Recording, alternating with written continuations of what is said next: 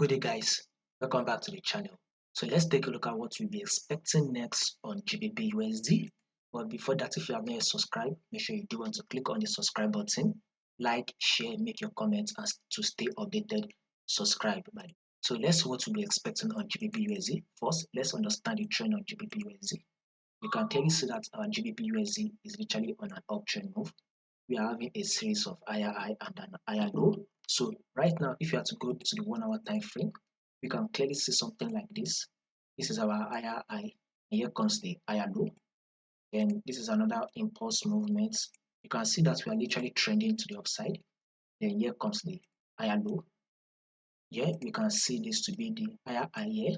Here comes the higher low. And now we are currently playing high. So our next target on GBPUSD is a level of 336 36,600.